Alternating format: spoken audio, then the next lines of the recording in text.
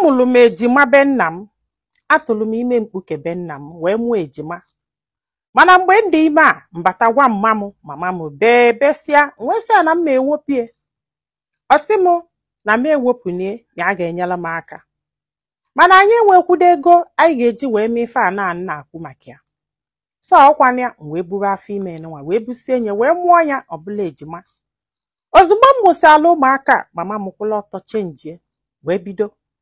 Ọ pụta ụtụtụ ọ na-akwa m sị m mmalife ụmụ agbọghọ ibe m na-eme wele eje enweta ego m jee nwetebe. Na ifela ada eme m na njele ofu mmebula afọ ime bịa mụọli ejima. Mụ mmalife ibe m na-eme m mebe o. A na-ekwu mgbe ụfọdụ mma m siche nri onye ụmụaka m enyere m. Agbalị m ife ibe m na-eme wele enweta ego nye ahụkọp ọ ife mma m chọọ ka m mebe. Ka ife m ga-emekwanụ m wee bido hụkọp. Mana ana m eje nke nzuzu. Na-eji obele wee na-enweta ego na-enye mma m. O wee lụọ ofu mbọsị wee jebe hụkọp wee meetie one of my uncle ebe afọ. O wee fụ m wee baa wee sị m ngwa mụ na-aba nnalụ echi niile m bịa fịa.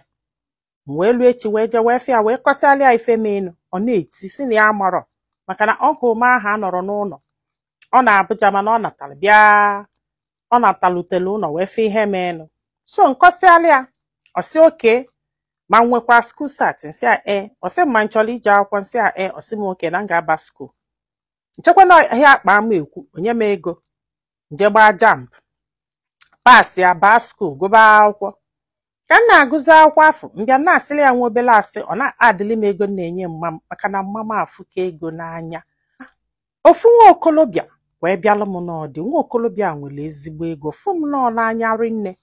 Mana bifo ọbịa ụmụ okolobịa na-ata abịago n'ime ndụ m onye ọbụla m gwara na m mụrụ nwa obido akụkọ o jikwa gbaa nwa nnụnụ nne ejikwa wee fepụ ya anọzi na m ihe a ka ọ ga-akọgide jawalụ. So this particular one bịa kịta anụnwa afụrụ m ya n'anya rinne ngwa eji maka ya agwọrọ m ya na m mụrụ nwa. So ọbịa be anyị sị na ya chọrọ ịnụ m ka m na ya na-abọ yele ya si ọkwana ya wee sị ya na m achọrọ ịgba nkwụ ka m wee zoo na m mụrụ nwa maka na o nwee kịta ike nchọrọ ịgba nkwụ ndị mmadụ akọrịa ife menụ. Isi ajọs ya bịa ka o mee ego m ka onye ụmụnna ife ha. So ụmụnna ndị bịanụ ndị so bọsị emere ego m agwasị mfa na achọkwa ka amalụ were ego nyesie fa onye ọbụla dobe ọnụ ya nwayọ wee mesie ego m mụ na nwoke a solo na anyị mezie nnekwu wedin.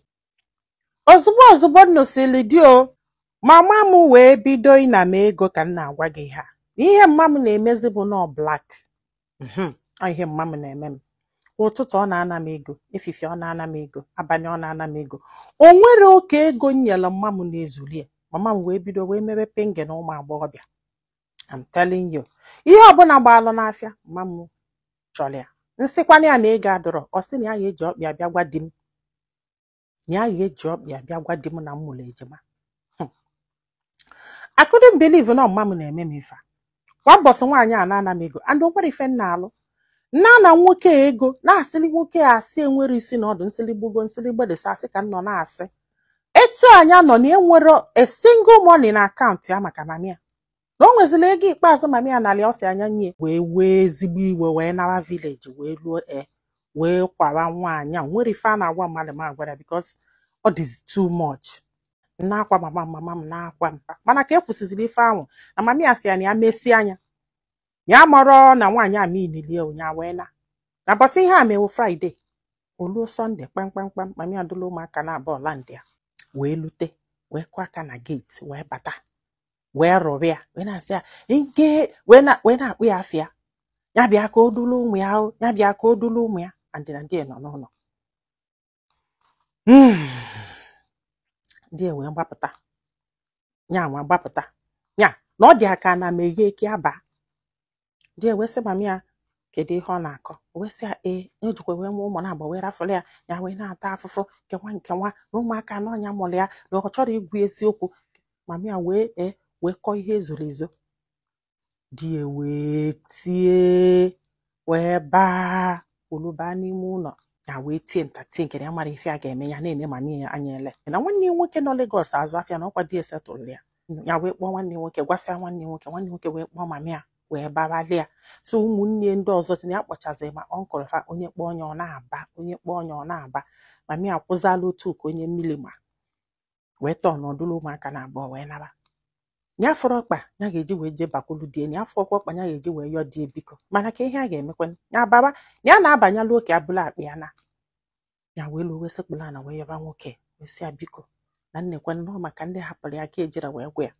Nwoke na-eti na-agba n'aka na-eti na-agba n'aka.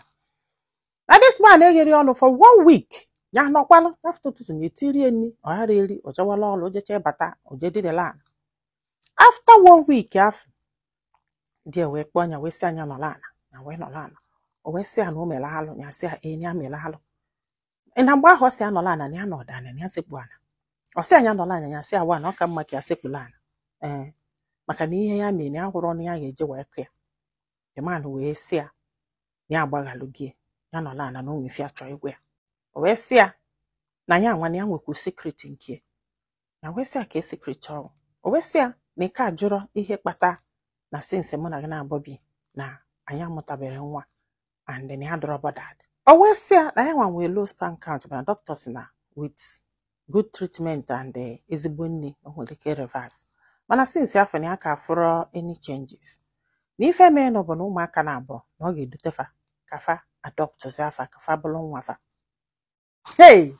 Na ya marọ ka ife dị adụ ka this man kwuru ibe ya sị ya ọ sị ya ọkwa gị nwa mụrụ ụmụaka afọ sị ya ọ sị ya papa fa ọ bịa for them ya sị ya mba ọ sị ya na ọ ga-eje dutefa ka fa tinye akwụkwọ dụrụ ụmụaka na-aba afọ ka ụmụaka na-aba afọ bụzi alụ nwa fa then fa na-echezi onwe ka Chukwu si gọzizie fa tụrụ nyanwa then fine ọkwa nna Chukwu agọziri fa ya do very comfortable.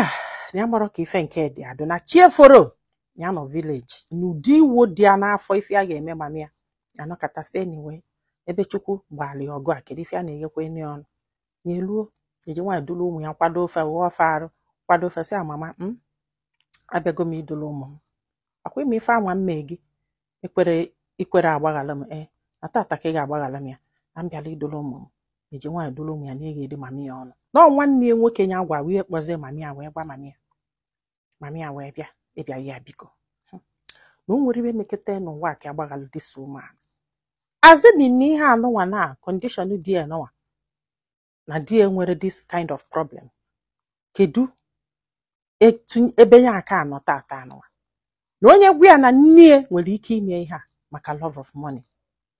N'ihe ji wee gwawa m ihe a bụ na mgbe ụfọdụ na o nwere mistake na-abụ a blessing nakwa ifu mistake ụmụ ejima anụnwa ya mere na blessing ka ọ wụdụ ọlịa tata mana ebe nsogbu nọzọ wee dọkịta bụ na di gwara ya ka akpọta mami ya ka ọ bịa ọ bịa na elefa ịghọtago na ya si di ya mba maka gịnị na enwere ike ịgbaghalụ nwaanyị a si rapụchakwa na ọmami ya ka ọwụ mana ya kọọla anyị ife nwaanyị a ji wee mee na ya kọsịra ife nwaanyị a ji wee mee mana ya chọọ ka amala ife ndị mmadụ lụ ọnya gbaghalụ nwaanyị a ka ọnya gbaghalụ na nwaanyị a. Biko gwa m ife ilo na comment section maka na ọ ga-enyelu nwa agbọghọbịa anụnwa aka iji ma ife ọ ga-eme. Ndị be anyị daalụnụ ka ọ dị n'ụbọchị ọzọ.